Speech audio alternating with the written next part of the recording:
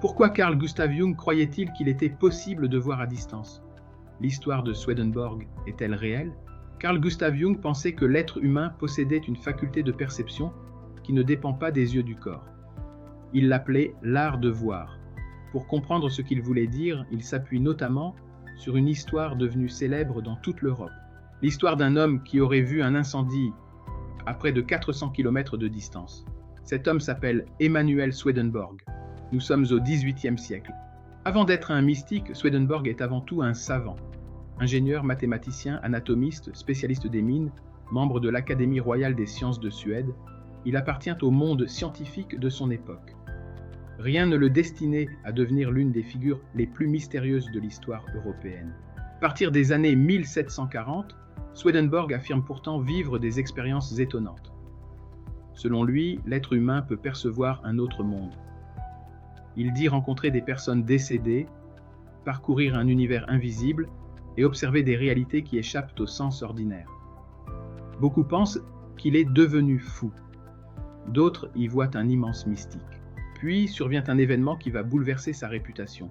Le 19 juillet 1759, Swedenborg séjourne à Göteborg. Il est invité à dîner chez un riche négociant avec plusieurs personnalités de la ville. Au milieu du repas, il s'interrompt brusquement. Il devient inquiet. Il sort de la maison. Quelques instants plus tard, il revient. Il annonce qu'un terrible incendie vient d'éclater à Stockholm. Or, Stockholm se trouve à près de 400 km de Göteborg. À cette époque, il n'existe évidemment ni téléphone ni télégraphe, ni aucun moyen de transmettre une information aussi rapidement. Les invités sont stupéfaits. Mais Swedenborg continue. À plusieurs reprises au cours de la soirée, il quitte la table. Il revient en décrivant l'évolution du feu. Il indique les quartiers qui brûlent. Il raconte la progression des flammes. Enfin, vers 8 heures du soir, il déclare avec soulagement « Le feu est maintenant maîtrisé.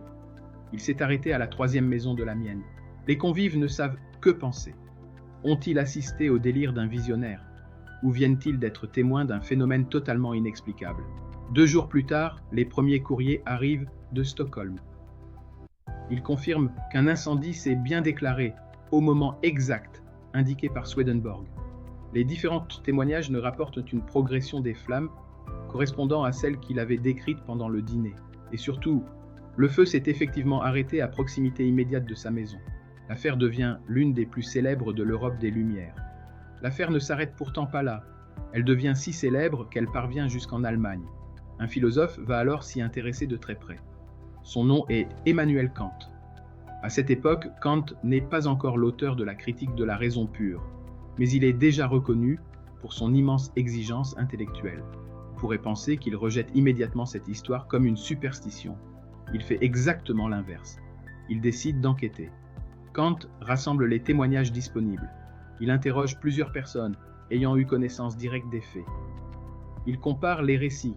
Son objectif n'est pas de prouver l'existence du monde des esprits. Il veut simplement répondre à une question. Les faits rapportés sont-ils suffisamment solides pour mériter d'être étudiés? À l'issue de son enquête, Kant ne prétend pas avoir expliqué le phénomène. Mais il estime qu'il est impossible de le balayer d'un simple geste. Cette prudence est remarquable. Nous sommes au cœur du siècle des Lumières. Le philosophe le plus rigoureux de son époque reconnaît que certains phénomènes demeurent inexpliqués et méritent d'être examinés sérieusement. Près de 2 siècles plus tard, Carl Gustav Jung reprend cette affaire. Pourquoi? Parce qu'elle pose une question qui se trouve au cœur même de sa psychologie. Comment percevons-nous le réel? Pour Jung, l'être humain ne possède pas seulement les 5 sens du corps. Il possède également les sens du corps de l'âme. Les alchimistes parlaient déjà des yeux de l'esprit. Jung reprend cette tradition et parle de l'imagination vraie. Il ne s'agit pas d'imaginer. Il s'agit de percevoir. Comme le corps possède ses yeux, ses oreilles ou son toucher, le corps de l'âme possède lui aussi sa vue, son toucher, son ouïe, son sens du mouvement. Ces sens permettent d'accéder à un niveau de reality qui échappe habituellement à notre perception ordinaire.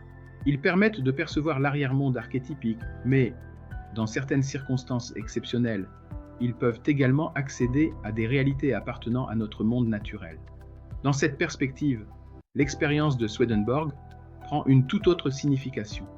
La véritable question n'est plus « Swedenborg disait-il vrai ?» La véritable question devient: quelle faculté de perception a-t-il utilisée? C'est précisément ce que Jung cherche à comprendre. Et c'est pour cette raison qu'il affirme que toute sa psychologie conduit finalement à un véritable art de voir. Apprendre à distinguer l'imagination ordinaire de l'imagination vraie. Apprendre à reconnaître les perceptions qui proviennent des sens du corps physique et celles qui appartiennent au sens du corps de l'âme. Car, pour Jung, voir ne consiste pas seulement à ouvrir les yeux. Voir, c'est développer une faculté de perception beaucoup plus profonde, capable d'accéder aussi bien au monde archétypique qu'au monde naturel, indépendamment de l'espace et du temps. Et si le véritable héritage de Jung n'était pas seulement une théorie de l'inconscient, mais l'apprentissage d'un art de voir,